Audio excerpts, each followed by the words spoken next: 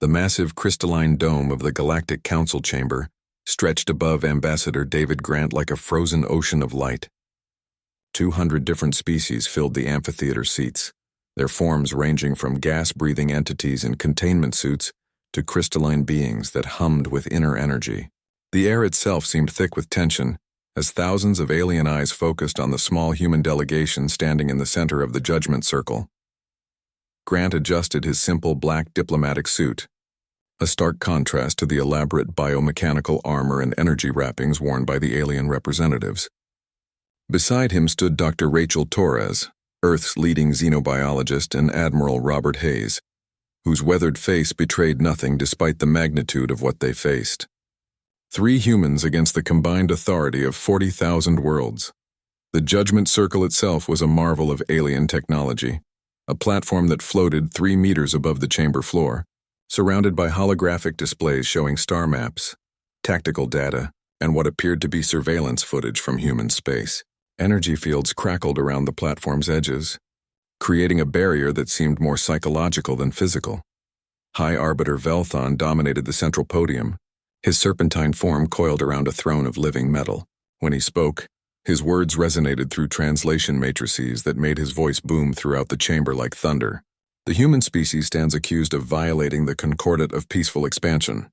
You have militarized 17 star systems without authorization from this council.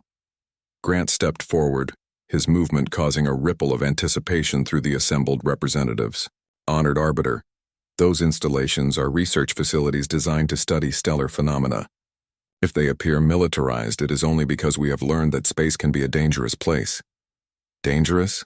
The voice came from Overlord Castar, a crab-like being whose mechanical enhancements made him appear more machine than organism. The galaxy has been at peace for 3,000 years under Council authority. What dangers could possibly justify your violations?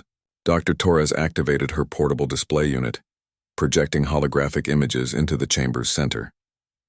The images showed deep space phenomena, rogue asteroids, stellar radiation bursts, gravitational anomalies. The universe itself poses constant threats to any spacefaring civilization. Our installations are designed to monitor and deflect natural hazards that could threaten inhabited worlds. A chorus of clicking, humming, and electronic sounds filled the chamber as representatives communicated among themselves. Grant recognized the signs of skepticism. The galaxy had grown comfortable in its peace, perhaps too comfortable to remember that the universe itself cared nothing for political agreements. Arbiter Velthon raised one clawed appendage, and silence fell instantly. Your explanations are insufficient. Our monitoring stations have detected energy signatures from your research facilities that match no known scientific equipment. Your ships move through space using propulsion systems that violate established physics. You have hidden your true capabilities from this council. Admiral Hayes finally spoke, his gravelly voice carrying the authority of someone who had spent decades making life-and-death decisions. With respect, Arbiter, since when does the Council require full disclosure of technological capabilities from any species? Last I checked, the hegemony still classifies their quantum weapon systems, and the collective refuses to share their bioengineering techniques. The comment sparked an immediate uproar. Representatives began shouting in dozens of languages while their translation matrices struggled to keep pace. Grant noticed that several species, particularly those from the Outer Rim territories, were nodding in agreement with Hayes's point. Order. Velthon's voice cut through the chaos like a blade. The situations you mention involve established council members with proven track records. Humanity has been in contact with galactic civilization for less than a century. Your rapid technological advancement is unprecedented and therefore suspect. Grant seized on the opening. Unprecedented, yes. But suspicious? Every species in this chamber achieved spaceflight through innovation and determination. Why should humanity be different simply because we accomplished in decades what others took centuries to achieve? Because, interrupted Counselor Zixara, her crystalline form pulsing with agitated light patterns. No species develops gravitational manipulation technology without outside assistance.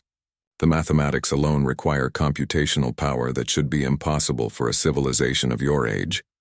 The chamber fell silent again, but this time the silence felt different. Grant could sense the shift in attention as hundreds of alien minds focused on this single crucial point. The accusation hung in the air like a challenge waiting to be answered. Dr. Torres stepped beside Grant, her voice calm but carrying an edge of steel. Counselor Zixara raises an interesting point about computational requirements. Tell me, how long did it take your species to develop quantum consciousness uploading? The crystalline being's light patterns flickered with what might have been surprise. That is irrelevant to 3,000 years, Torres continued, consulting her datapad. 3,000 years from first spaceflight to successful consciousness transfer. Yet humanity developed practical artificial intelligence in 70 years. The hegemony took 2,000 years to master biomechanical integration. Humanity achieved cybernetic interfaces in 40 years. Perhaps the question isn't why humans advance so quickly, but why other species advance so slowly. The chamber erupted again, but this time the tone was different. Grant could hear uncertainty in the alien voices, questions being asked that hadn't been considered before. Representatives were accessing their own databases, comparing technological development timelines across species. Arbiter Velthon's serpentine head weaved back and forth. A gesture Grant had learned indicated deep thought. Are you suggesting that established galactic civilization has become stagnant? Admiral Hayes smiled grimly. I'm suggesting that peace can make a civilization soft. When you've been protected by council authority for 3 millennia, you forget what it means to innovate out of necessity. Humanity hasn't had that luxury. What necessity? Demanded Overlord Castar. Earth faces no external threats under council protection. Grant exchanged glances with his colleagues. This was the moment they had prepared for, the revelation that would either save humanity or condemn them.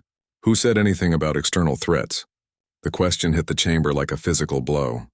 The vast space fell completely silent as hundreds of alien minds processed the implication.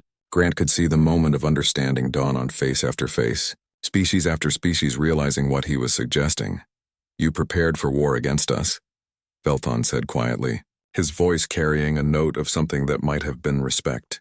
From the moment you detected galactic civilization, you assumed we might be hostile. We hoped you would be peaceful, Grant replied. But we prepared for the possibility that you might not be. Every species in this chamber achieved spaceflight independently. You all had to overcome challenges, develop technologies, fight for survival. But once you joined the council, you stopped pushing boundaries. You became comfortable. Dr. Torres activated another display, this one showing a timeline of galactic technological advancement. The pattern was clear. Rapid innovation followed by plateau after plateau once species achieved council membership. Innovation requires pressure. Remove the pressure and advancement slows to a crawl. But humans have continued advancing, observed Counselor Zixara, her light patterns now showing what Grant recognized as scientific curiosity rather than suspicion. Because we never stopped feeling pressure, Admiral Hayes said bluntly. We're the newest species in the galaxy, surrounded by civilizations thousands of years older than us. Every day we remained weak was a day we risked extinction if we were wrong about galactic intentions. The implications of this revelation rippled through the chamber like a wave. Representatives were frantically accessing databases, comparing human technological advancement with their own species' development curves. The pattern was becoming undeniable. Humanity's rapid advancement wasn't evidence of outside assistance or deception. It was evidence of a species still fighting for survival, while surrounded by those who had forgotten what survival required. Arbiter Velthon slowly uncoiled from his throne, his massive form rising to its full height. When he spoke, his voice carried a weight that made the chamber's crystal walls vibrate. The council will recess to consider this evidence. Ambassador Grant, your species has raised questions that require careful deliberation. As the human delegation was escorted from the chamber, Grant caught glimpses of the alien representatives clustering in heated discussion groups. Some looked angry, others thoughtful, and a few appeared genuinely concerned. But what worried him most were the ones who looked intrigued. The galaxy was about to discover what happened when a species prepared for war met civilizations that had forgotten how to fight. The hegemony warfleet materialized at the edge of the Sol system, like a metallic storm given form.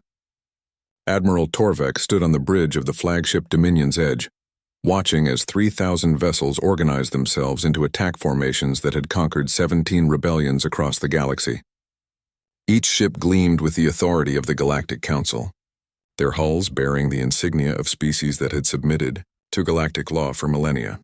The insectoid admiral's compound eyes reflected the tactical displays showing Earth's solar system in perfect detail. 9 planets orbited a standard G-type star, with the third planet showing the electromagnetic signatures of a thriving industrial civilization. What the displays did not show were any orbital defense platforms, battle stations, or military installations that might threaten the approaching fleet. Preliminary scans confirmed the intelligence reports, chittered Commander Hickstal from his position at the tactical station. No visible defensive structures around the target world. Their largest vessels appear to be cargo transporters and scientific research ships. This will be over quickly. Torvek's mandibles clicked with satisfaction. The Galactic Council had assigned him this mission specifically because of his reputation for swift, decisive victories. When lesser species challenged Council authority, they learned quickly that rebellion carried consequences. Humanity would be no different. Send a final surrender demand to their homeworld, he ordered. Standard terms: immediate cessation of illegal military activities, submission to Council oversight, and reparations for violation of galactic law. They have 1 hour to respond. On Earth, deep beneath the Swiss Alps, Admiral Robert Hayes stood in the center of the Global Defense Command Center. The massive underground facility hummed with activity as technicians monitored displays showing the approaching alien fleet. The chamber was filled with representatives from every Earth nation, their faces reflecting the gravity of humanity's first true test in galactic politics. "Sir," called Lieutenant Amanda Foster from her communication station, "we're receiving a transmission from the lead alien vessel. They're demanding our surrender." Hayes nodded grimly. "Put it through." The main display shimmered, revealing Admiral Torvek's insectoid features. When he spoke, his voice carried the casual arrogance of someone accustomed to immediate compliance. "Humans of Earth, I am Admiral Torvek of the Hegemony Third Fleet. Your species has violated the concordat of peaceful expansion and ignored the lawful authority of the Galactic Council. Surrender immediately and your deaths will be swift. Resist, and we will reduce your world to molten slag." Hayes studied the alien commander for a long moment, noting the supreme confidence in his posture and the casual way he discussed genocide. "Admiral Torvek, this is Admiral Robert Hayes of Earth Defense Command. Before you commit to this course of action, I want to ask you something. Has anyone in the Hegemony military ever actually studied human military history?" Torvek's compound eyes flickered with what might have been confusion. "Your primitive warfare is irrelevant to modern galactic conflict. Is it?" Hayes activated his own tactical display, showing Earth's solar system from a different perspective than the Hegemony sensors were providing. "You see, Admiral, every species that joins galactic civilization goes through the same process. They achieve spaceflight, get welcomed into the Council, and then slowly forget how to fight. But humans have a saying: those who forget history are doomed to repeat it. Your philosophical musings will not save you from 3,000 ships, Hayes interrupted, his voice carrying a note of professional interest. "Impressive.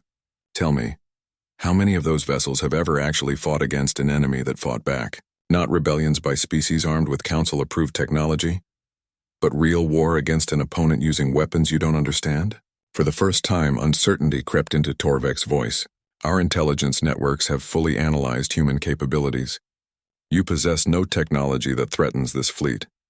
Hayes smiled, and something about that expression made several of the alien bridge crew shift uncomfortably in their stations. "Admiral, your intelligence networks have analyzed what we wanted you to see. Human military doctrine is based on a very simple principle. Never show your enemy your real strength until the moment you use it. Across Earth's surface, installations that had been carefully disguised as research facilities, communication arrays, and weather monitoring stations began powering up. The Hegemony sensors registered the energy spikes but couldn't identify their source or purpose. To alien eyes, they appeared to be exactly what they claimed to be: civilian infrastructure activating emergency protocols.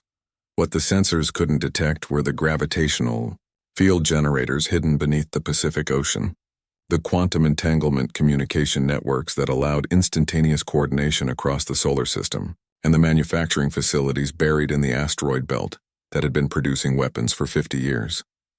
"You're bluffing," Torvek declared, but his voice lacked its earlier certainty. Our sensors show no weapons capable of threatening this fleet.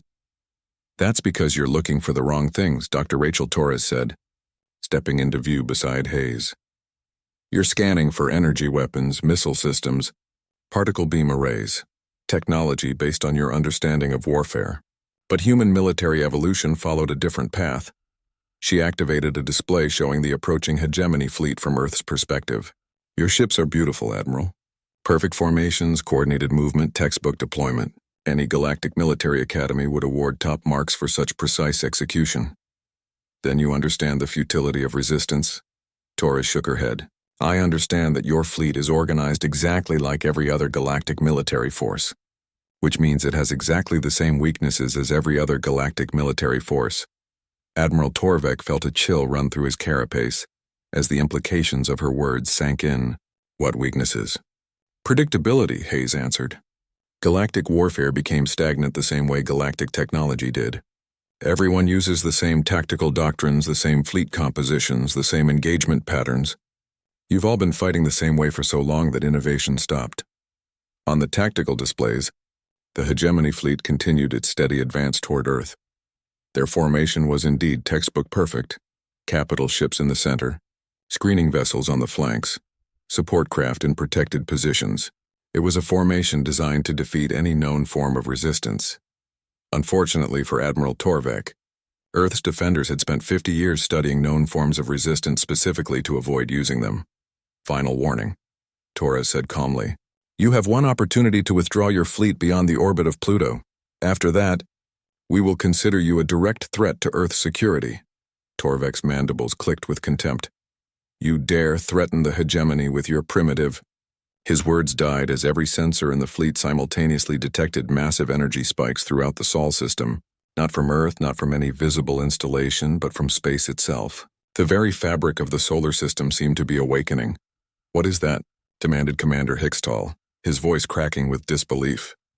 Hayes checked his chronometer. That, Commander, is your introduction to what humans call strategic depth. Admiral Torvik, I tried to warn you, but since you're determined to test Earth's defenses, let me ask you one more question. The alien admiral's voice was barely a whisper. What question? Have you ever wondered why a species that achieved spaceflight less than a century ago was able to hide installations throughout an entire star system without any of your intelligence networks detecting them? The answer came not from Hayes but from space itself.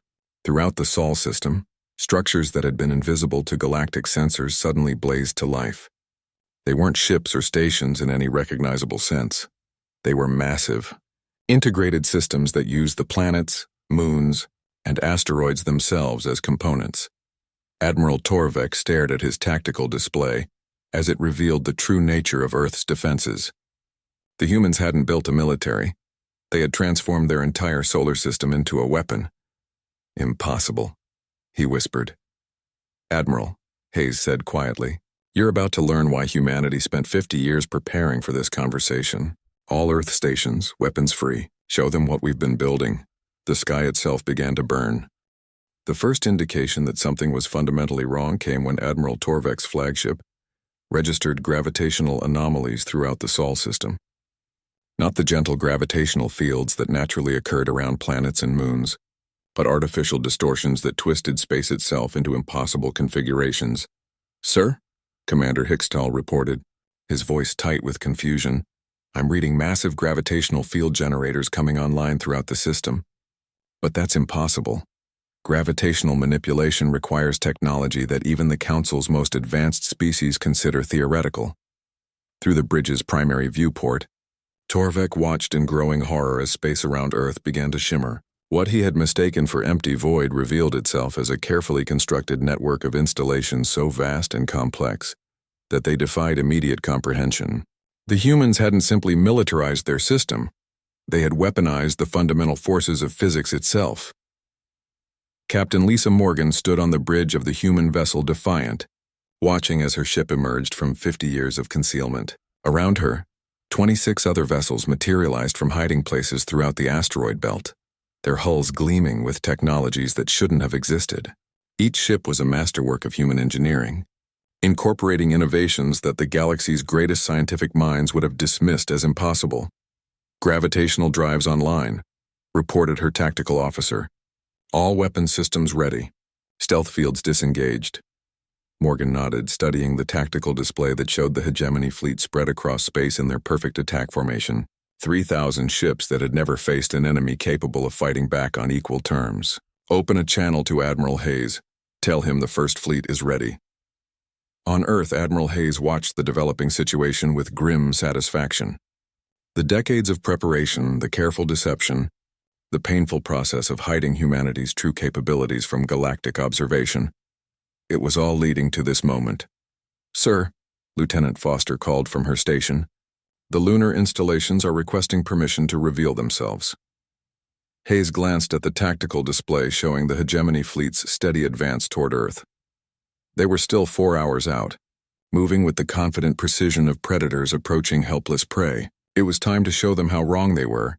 Tell Luna Base they are authorized for full revelation. And Lieutenant, send the activation codes to the outer system installations as well. Foster's fingers flew over her controls. "Aye, sir." Sending authorization to Luna, Jupiter Station, and the Saturn Defense Grid.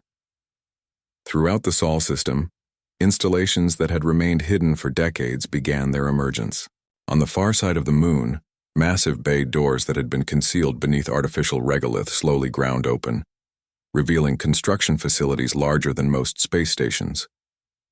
The structures that emerged from these hidden bays weren't ships in any conventional sense. They were mobile fortresses that incorporated technologies the galaxy had never seen. Admiral Torvek felt his certainty crumbling as his sensors registered energy, signatures that violated everything he understood about physics. "Analysis," he demanded. "What are those power readings?" His science officer's voice shook with disbelief. "Sir, I'm detecting controlled fusion reactions, but the containment systems are using gravitational fields instead of magnetic bottles. The efficiency readings are impossible. They're achieving 97% energy conversion.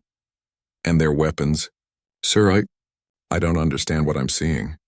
The energy patterns suggest they're using gravity itself as a weapon delivery system. They're creating localized distortions in space-time. From the surface of Europa, one of Jupiter's moons, another installation revealed itself. What had appeared to be a simple research outpost transformed as massive arrays of equipment rose from beneath the ice. These weren't weapon platforms in any traditional sense. They were reality manipulation devices that used the gas giant's massive gravitational field as an amplifier. Dr. Rachel Torres, monitoring the situation from Earth's command center, activated a communication channel to the hegemony fleet. "Admiral Torvek, this is Dr. Torres. I want you to understand what you're seeing. 50 years ago, when humanity first detected galactic civilization, we faced a choice. We could reveal ourselves immediately and hope for peaceful contact, or we could prepare for the possibility that the galaxy might see us as a threat." Torvek's voice cracked with strain. "Your technologies violate the fundamental laws of physics." "No, Admiral. Our technologies operate according to laws of physics that galactic civilization stopped exploring 3,000 years ago. When your species achieved spaceflight and joined the Council, scientific advancement slowed to a crawl. You became comfortable with established knowledge and stopped pushing boundaries. On the tactical display, more human installations came online throughout the outer system. The asteroid belt revealed itself to be honeycombed with manufacturing facilities and weapons platforms. Saturn's rings contained devices that used the planet's rotation to generate enormous amounts of energy. Even the distant gas giants had been incorporated into humanity's defensive network. Captain Morgan's ship, the Defiant, demonstrated the first example of human weapons technology as it engaged a hegemony scout vessel that had approached too closely. Instead of energy beams or missile systems, the human ship projected a gravitational field that simply crushed the alien vessel, like an invisible hand closing into a fist. "How?" whispered Commander Hickstal, watching his tactical display as red icons began appearing wherever hegemony ships encountered human defenses. Dr. Torres continued her explanation, her voice carrying the weight of 5 decades of preparation. "While your civilizations grew comfortable, humanity remained desperate. Every day we delayed revealing ourselves was another day to develop technologies that might keep us alive if the galaxy proved hostile. We didn't have the luxury of complacency. Admiral Torvek tried to maintain his composure as more of his vessels were destroyed by weapons he couldn't understand.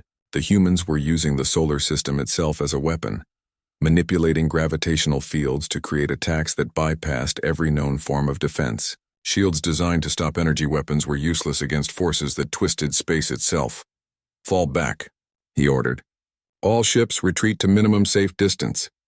But retreat proved impossible as human forces revealed the true extent of their preparations. The installations throughout the system weren't just weapons platforms. They were components of a vast network that could manipulate space-time across the entire solar system.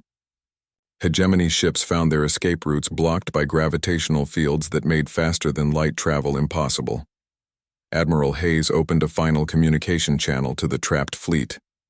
"Admiral Torvek, I'm going to offer you one chance to avoid further bloodshed. Order your remaining ships to power down all weapons and prepare to be escorted out of this system." "And if I refuse?" Torvek asked, though his voice carried no trace of its earlier arrogance. Hayes's expression was grim but determined. "Then you'll discover why humanity spent 50 years turning our entire solar system into a fortress. This isn't just our home, Admiral. It's our greatest weapon." The space around Earth continued to shimmer with energy patterns that defied galactic understanding.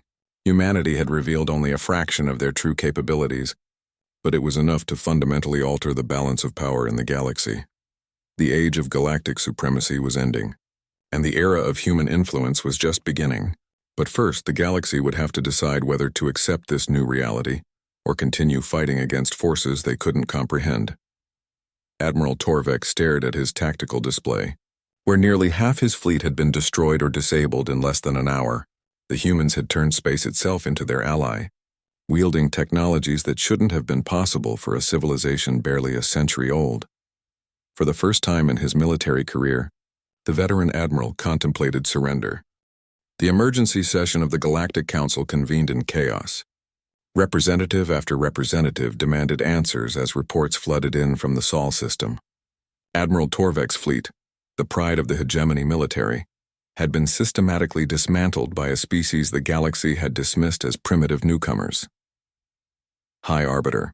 Velthon coiled around his throne, his serpentine form rigid with disbelief as he reviewed the tactical data.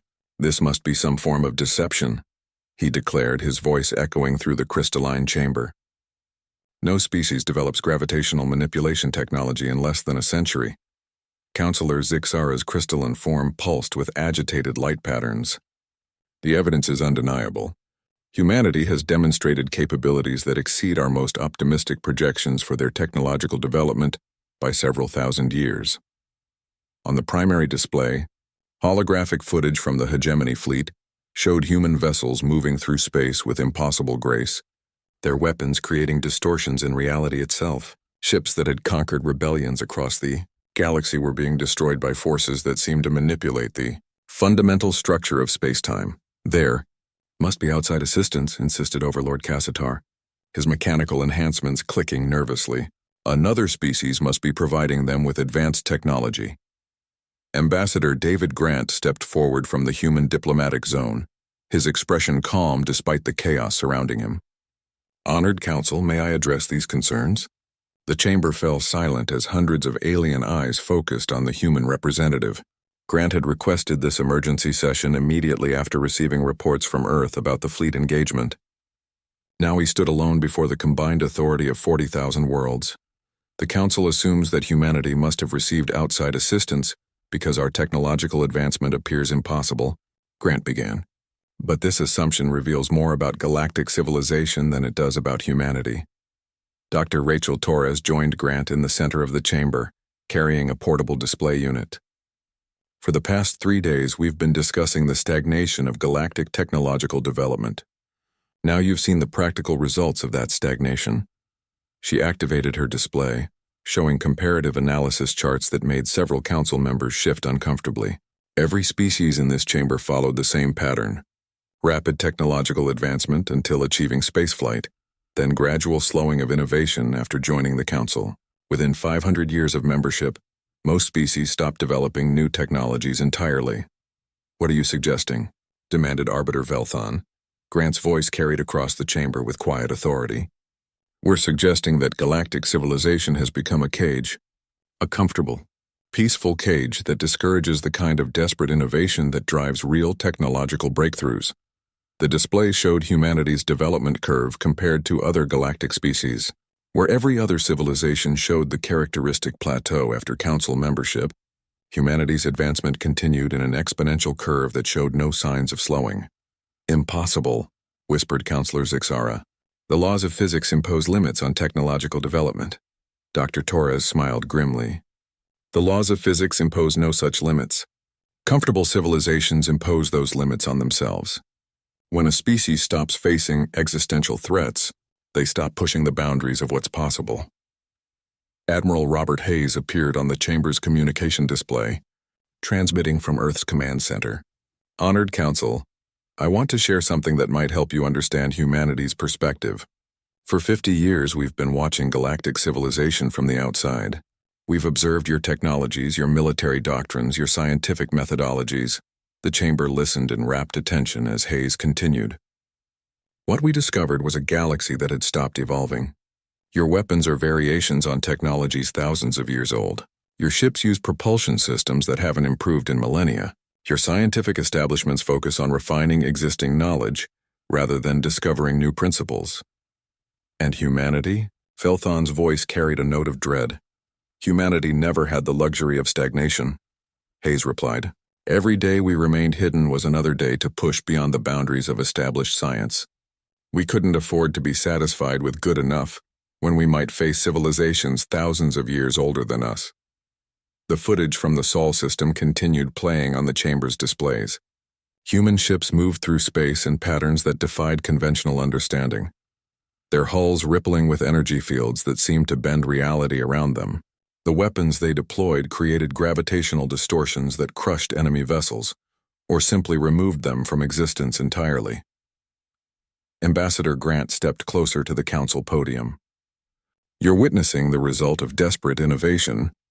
While galactic civilization grew comfortable, humanity spent 5 decades developing technologies that you consider impossible because you stopped believing they were necessary. But the energy requirements alone, protested Castar. Gravitational manipulation on this scale should require the entire energy output of a star. Dr. Torres activated another display showing Earth's sun. Who says we're not using stellar energy output? Admiral Hayes, show them the Helios project. The display shifted to show Sol from a perspective that made the assembled council members gasp in unison. Humanity hadn't simply built installations around their star. They had constructed a network of devices that tapped directly into the stellar fusion process itself. You've built a Dyson network, Zixara whispered, her crystalline form flickering with patterns of awe and terror. That technology is purely theoretical. Was theoretical, Grant corrected. Humanity turned theory into practice because we had to. Every piece of impossible technology you've witnessed today exists because we couldn't afford to accept limitations. Admiral Hayes's image leaned forward on the display. Council members, you need to understand something crucial. Humanity didn't develop these technologies to conquer the galaxy. We developed them to survive contact with the galaxy. Everything you've seen is defensive in nature. Defensive? Velthon's voice cracked with disbelief. Your weapons destroyed half of our finest fleet. Our weapons destroyed ships that were attacking our homeworld, Hayes replied calmly. The same weapons that could vaporize entire fleets are currently being used to deflect asteroids and regulate solar radiation. We turned our entire solar system into a fortress because we prepared for the possibility that the galaxy might see us as a, threat. The implications of this revelation rippled through the chamber like a physical force.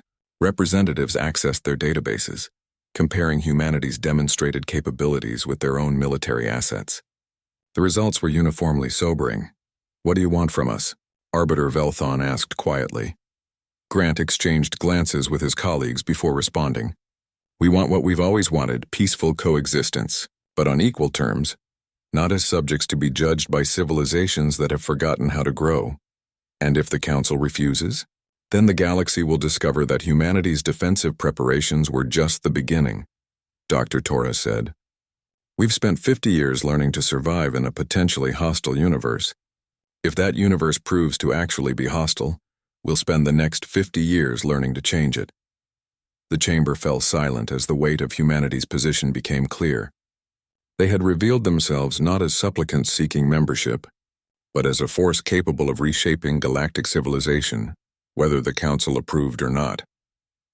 For the first time in 3 millennia, the Galactic Council faced a species that didn't need their protection, didn't want their oversight, and couldn't be intimidated by their authority.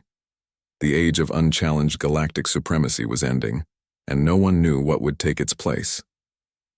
The silence in the Galactic Council chamber stretched for long, minutes as representatives from 40,000 worlds grappled with a reality that challenged every assumption they had held about the nature of civilization itself. High Arbiter Velthon's serpentine form remained motionless around his throne, his ancient mind processing implications that reached far beyond humanity's immediate threat. Finally, Counselor Zixara spoke, her crystalline form pulsing with patterns of deep uncertainty. "If what you claim is true, then humanity represents more than a technological anomaly. You represent a fundamental challenge to the stability of galactic civilization." Ambassador David Grant nodded gravely. "That's correct. But not in the way you think."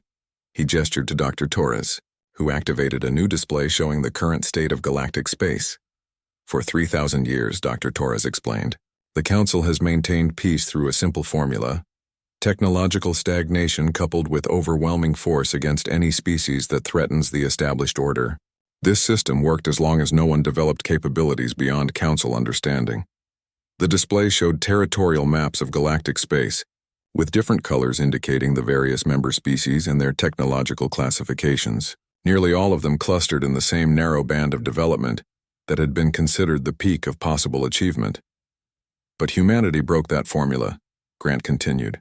"We achieved breakthrough technologies not through rebellion against the Council, but through the simple refusal to accept limitations that the galaxy had imposed on itself." Admiral Hayes appeared again on the communication display, this time flanked by representatives from every major human settlement. "Honored Council, I want to introduce you to the real scope of humanity's development." The display expanded to show not just Earth's solar system, but 17 other star systems that the galaxy had marked as unexplored or uninhabitable. Each one showed the unmistakable signatures of human technological presence: installations that tapped stellar energy, artificial structures that spanned entire systems, and technologies that treated space itself as a malleable resource. Overlord Cassitar's mechanical enhancements whirred with agitation. "Impossible. Our survey fleets would have detected such massive installations." "Your survey fleets detected exactly what we wanted them to detect," replied Captain Lisa Morgan, appearing on the display from her position aboard the human vessel Defiant. "Stealth technology was one of our earliest priorities. We needed to ensure that our development remained hidden until we were ready for contact." Dr. Torres manipulated her display to show the timeline of human expansion beyond Earth. While the Council believed humanity was confined to a single world, we were actually establishing a network of installations across dozens of systems. We've been watching galactic civilization for 50 years, learning your patterns, understanding your limitations. The revelation hit the Council like a physical blow. Humanity hadn't just hidden their technological capabilities, they had hidden their entire expansion into space. They had achieved interstellar colonization on a massive scale, while maintaining the pretense of being a single-world species. "You've been studying us," Arbiter Velthon said, his voice carrying a mixture of admiration and dread. "For 50 years you've been analyzing galactic civilization as if we were specimens in a laboratory." Grant's expression remained diplomatically neutral. "We needed to understand what we were dealing with. The galaxy is vast, filled with species that have had millennia to develop their civilizations. We had to determine whether coexistence was possible, or whether we needed to prepare for conflict." "And your conclusion?" "That galactic civilization has become stagnant to the point of brittleness," Dr. Torres answered. "Your peace is maintained through technological and philosophical conformity. Any species that develops beyond accepted parameters is seen as a threat to be eliminated, rather than a potential partner for advancement." Admiral Hayes leaned forward on the display. "The attack on our system proved that assessment correct. When faced with unexpected technological development, The Council's first response was military force rather than scientific curiosity. The chamber erupted in a cacophony of alien voices as representatives struggled to process the implications. Humanity hadn't just achieved impossible technologies. They had built an entirely parallel civilization that operated beyond Council authority or even knowledge. "What do you want from us?" Velthon asked again, but this time his voice carried the weight of someone who understood that the answer would reshape galactic politics. Grant stepped closer to the podium, his voice carrying clearly through the vast chamber. "We want the galaxy to remember what it means to grow. For 3,000 years, Council membership has meant accepting technological limits, social stagnation, and intellectual conformity. We're offering an alternative." The display behind him showed images of human settlements across 17 star systems, cities that floated in gas giant atmospheres, research stations that orbited black holes to study extreme physics, and installations that used neutron stars as power sources. Each image showed technologies that pushed the boundaries of what the galaxy considered possible.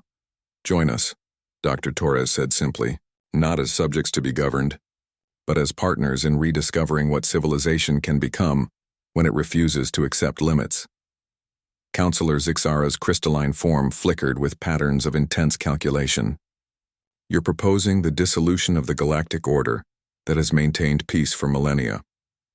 We're proposing the evolution of a galactic order that has forgotten how to evolve," Grant replied. "Peace maintained through stagnation isn't peace, it's slow extinction.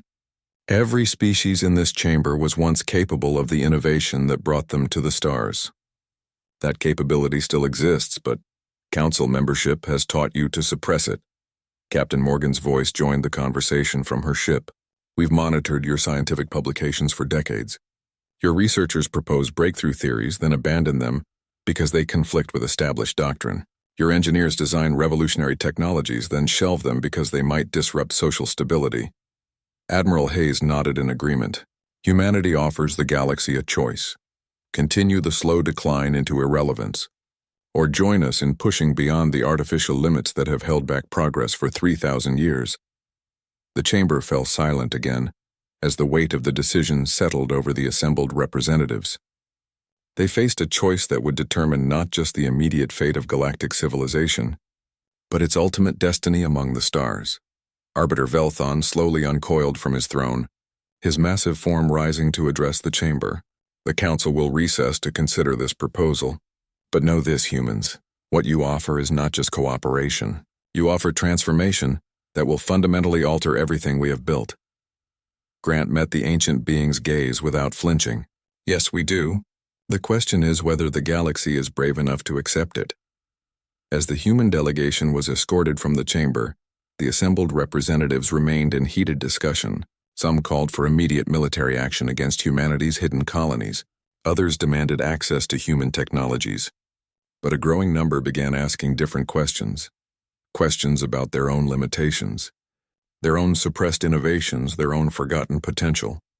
In 17 star systems, human installations continued their work of pushing beyond accepted boundaries. Whether the galaxy chose cooperation or conflict, humanity would continue to grow, to explore, to discover new possibilities among the stars. The sky had burned with the fires of transformation, and now the galaxy would decide whether to burn with it or be consumed by its own stagnation. The age of limits was ending. The age of infinite possibility was about to begin.